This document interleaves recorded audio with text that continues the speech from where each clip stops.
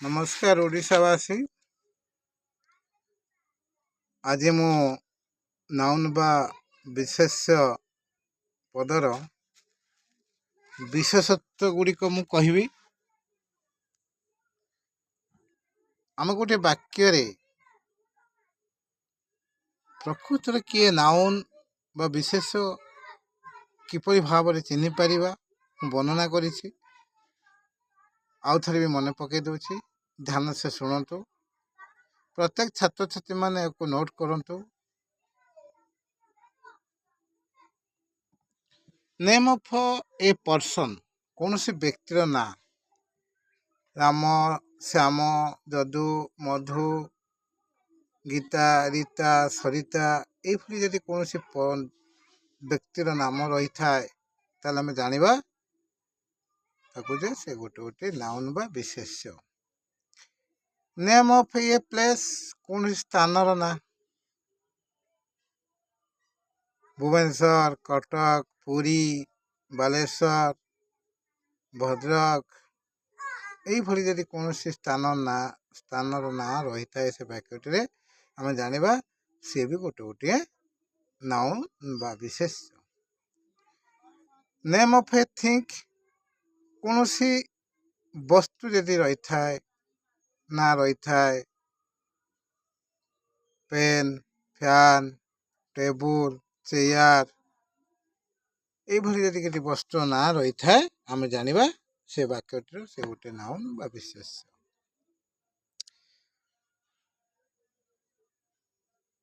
Name of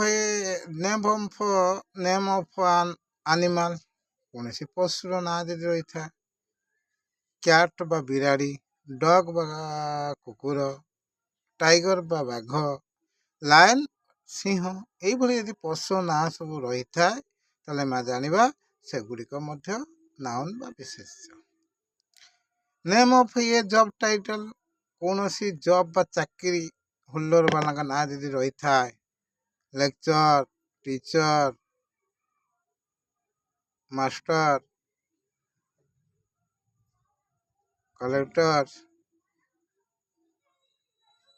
यही जदि कौन सी व्यक्ति ना रही थाए ताले आम जानिबा ये भी जॉब टाइटल बा ये गोटे गोटे नाउन बा विशेष्य। नेम ऑफ एन एक्शन, जदि कौन सी अभिनय रही थे, किए रनिंग कर दौड़ी, इटिंग खाऊ अच्छी, वर्किंग चालू अच्छी, डांसिंग नाचु अच्छी, यही जब वार्ड किसी आम देखा ताले आम जानिबा ये गोटे गोटे नाउन बा विशेष्य। मोटामोटी भाव में कहवा बोले ये विशेष बा नाउन को आम जदि भाग करके रखिबा ताले आम ताकू 5 भाग में विभक्त कर परिबा। 5 भाग विभक्त करवा प्रथम आम कौन करवा ना प्रॉपर नाउन, जोड़ा कि नामवाचक विशेष को आम गोटे जगह रखा। प्रॉपर नाउन नामवाचक उपर गला ताकू गोटे जगह रखा। कॉमन नाउन जातिवाचक गोटे साइड कर रखा। कलेक्टिव नाउन समस्त वाचक गोटे साइड करदे, गोटे साइड कर रखा। मेटेरियल नाउन वस्तुवाचक गोटे साइड कर रखा। आउ एब्स्ट्रैक्ट नाउन गुण बा क्रियावाचक गोटे साइड करके रखा। ताले आमे जो प्रटपटी भाव में नाउन को आम 5 भाग करदे आम 5 भाग प्रथम भाग पाइबा प्रॉपर नाउन जोटा कि नामवाचक, जो नावाचक अच्छे ना गुड़िक अच्छे गोटे बाक्स रखिले प्रॉपर नाउन देले। जातिवाचक को गोटे साइड कर ना देले कॉमन नाउन। समष्टिवाचक जी रहा गोटे साइड करवा तार कलेक्टिव नाउन देले। वस्तुवाचक गोटे साइड करदे ताको मेटेरियल नाउन देले। गुण बा क्रियावाचक गोटे साइड करदे ताको एब्स्ट्रैक्ट नाउन भाव में यही 5 भाग में विभक्त करा। तेना कॉमन नाउन भितर नामवाचक पर राम, श्याम, ग्रामर, हाँ यही आम ना देखी पुरी ये सब ना गोटे गोटे प्रॉपर नाउन पर रखिपर। कॉमन नाउन पर जोटा कि जातिवाचक गला ताले गोटे काउ, ଗାଈ କହିଲେ ଟୋଟାଲ ଗାଈକି ବୁଝେଇବ। ଡଗ୍ ଟୋଟାଲ କୁକୁର ମାନଙ୍କୁ ବୁଝେଇବ।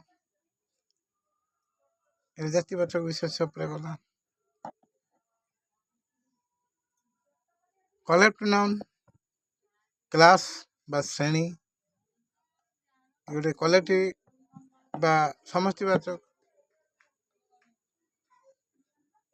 ଗ୍ରୁପ ଗୋଟେ ଦଳ, କିଛି ଲୋକଙ୍କୁ ନେଇକି ଆମେ ସମସ୍ତେ କରି ଗୋଟେ ଦଳ କଲେ ବା ଗ୍ରୁପ କଲେ। ଫ୍ଲିଟ୍ କିଛି ଜାହାଜର ଦଳ, এইଭଳି କଲେକ୍ଟିଭ ସବୁ କଲା। ମେଟେରିଆଲ ନାଉନ୍, ମେଟେରିଆଲ ନାଉନ୍ ଉପରେ ଗଲେ କି ଆମର ବସ୍ତୁବାଚକ ଉପରେ ଗଲେ ଆମେ ସିଲଭର, ଆଇରନ୍, ରାଇସ୍ ଏସବୁ ଗଲେ କ'ଣ ଆମର ମେଟେରିଆଲ ନାଉନ୍। ତାପରେ ଆସିଲା ଆବଷ୍ଟ୍ରାକ୍ଟ ନାଉନ୍। ଆବଷ୍ଟ୍ରାକ୍ଟ ନାଉନ୍କୁ ତିନିଟା ପ୍ରକାର ଦେଖିଲେ, ଗୋଟେ ଗୁଣ, ଗୋଟେ କାର୍ଯ୍ୟ ଆଉ ଗୋଟେ ଅବସ୍ଥା। ଗୁଣ ଡ୍ୟାନ୍ସିଂ, ଫ୍ରେଣ୍ଡସିପ୍, ଜୟ, ଆଜ୍ଞା ଗୁଣ ଉପରେ ଗଲା। କାର୍ଯ୍ୟ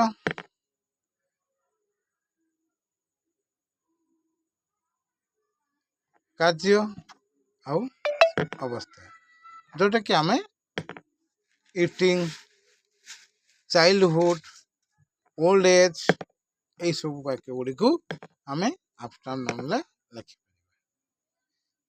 ତାପରେ ଆମେ ଏଠୁ ଜାଣିଲେ ଯେ ନାଉନ୍କୁ ଆମେ କିଭଳି ଭାବରେ ଚିହ୍ନି ପାରିବା, ଯେଉଁ ବାକ୍ୟରେ ଯଦି ବାକ୍ୟରେ ଆମେ କିଭଳି ଭାବରେ ଚିହ୍ନି ପାରିବା ନାଉନ୍ ବା ବିଶେଷକୁ ଜାଣିଲେ। ନାଉନ୍ କେତେ ଭାବରେ ବିଭକ୍ତ କଲା ଆମେ ତାକୁ ଜାଣିଲେ। କିନ୍ତୁ ନାଉନ୍ର ନମ୍ବର ଅଛି ଆଜ୍ଞା, ବଚନ, ଏକ ବଚନ, ବହୁ ବଚନ। ଜେଣ୍ଡର ଲିଙ୍ଗ ଅଛି, କେସ୍ କାରକ ଅଛି। ଯେଉଁ ଏକ ବଚନ ବା ନମ୍ବର, ଜେଣ୍ଡର, କେସ୍ ମୁଁ ଆଗାମୀ ଅଧ୍ୟାୟରେ ବର୍ଣ୍ଣନା କରିବି। ଯେଉଁ ଗାର୍ଡିଆନ୍ସ ମାନେ ମୋ ଭିଡ଼ିଓ ଦେଖୁଛନ୍ତି, ସବସ୍କ୍ରାଇବ୍ କରନ୍ତୁ।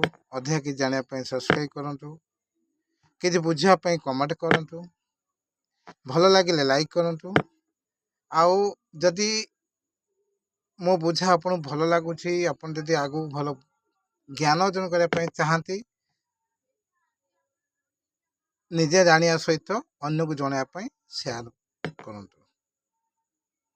ପ୍ରତ୍ୟେକ ଛାତ୍ରଛାତ୍ରୀମାନଙ୍କୁ ମୁଁ ଯାହା କହୁଛି ନୋଟ୍ କରିକି ଲେଖିକି ରଖନ୍ତୁ ଆଉ ମନେ ରଖନ୍ତୁ, ନିଜେ ପ୍ରୟୋଗ କରନ୍ତୁ। ଯଦି କିଛି ଡାଉଟ୍ ହୁଏ କମେଣ୍ଟ ମାଧ୍ୟମରେ ଜଣାନ୍ତୁ। ଆପଣଙ୍କୁ ଗୋଟିଏ କଥା ମୋର ପ୍ରଶ୍ନ ହେଲା, ପ୍ରପର ନାଉନ୍ର ଗୋଟେ ୱାର୍ଡ, କମନ ନାଉନ୍ର ଗୋଟେ ୱାର୍ଡ, କଲେକ୍ଟିଭ ନାଉନ୍ର ଗୋଟେ ୱାର୍ଡ, ମେଟେରିଆଲର ଗୋଟେ ୱାର୍ଡ, ଆବଷ୍ଟ୍ରାକ୍ଟ ନାଉନ୍ର ଗୋଟେ ୱାର୍ଡ ମୋତେ କମେଣ୍ଟ ମାଧ୍ୟମରେ ଜଣାନ୍ତୁ। ଯଦି ପ୍ରକୃତରେ କିଏ ଭିଡ଼ିଓ ଦେଖୁଛନ୍ତି ମୋତେ କମେଣ୍ଟ ମାଧ୍ୟମରେ ଜଣାନ୍ତୁ। ଆଉ ଅଧିକା କିଛି ଜାଣିବା ପାଇଁ ସବସ୍କ୍ରାଇବ୍ କରନ୍ତୁ। ଭଲ ଲାଗିଲେ ଲାଇକ୍ କରନ୍ତୁ। ଆଉ ଅନ୍ୟକୁ ଶିକ୍ଷା ଅର୍ଜନ କରିବା ପାଇଁ ମୋତେ ସାହାଯ୍ୟ କରିବା ପାଇଁ ସେୟାର ଗୋଟେ କରନ୍ତୁ। ରହୁଛି, ନମସ୍କାର ଆଜ୍ଞା।